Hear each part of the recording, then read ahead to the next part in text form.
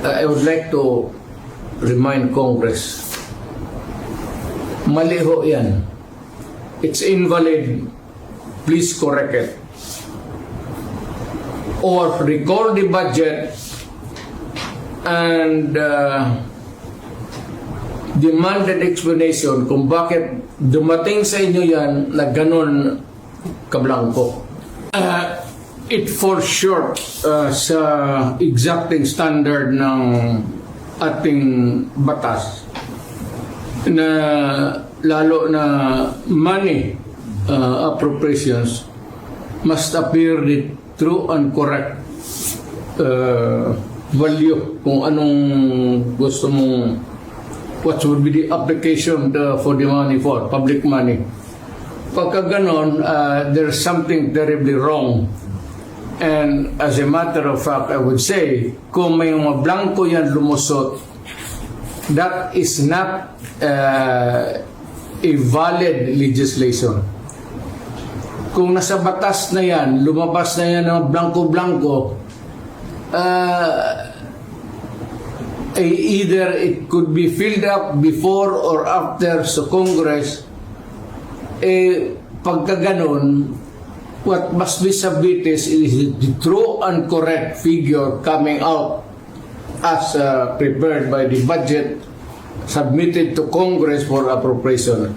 Pagkaputol-putol yan o may kulang, that is not a valid budget for implementation as law.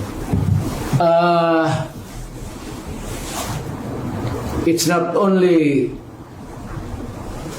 inaccurate, but I think the budget is in totality invalid. Hindi na pwede mag-blanco-blanco dyan sa pera ng tao. Ano ka man? It's people's money.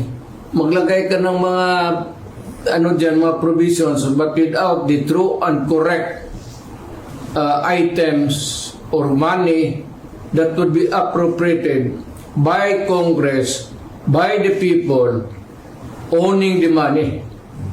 So everything must be explained clear, patent, without doubt na itong pera na ito para ito sa ganito. Itong para na ito para sa eskwelahan, ito para sa agriculture. But you do not leave any item there vacant. Itong pera na ito blanco to be filled up later on. That is not allowed by law. And that budget is already I would like to remind Congress, mali ho yan. It's invalid. Please correct it. Or recall the budget and demanded explanation kung bakit dumating sa inyo yan na ganun kablangko.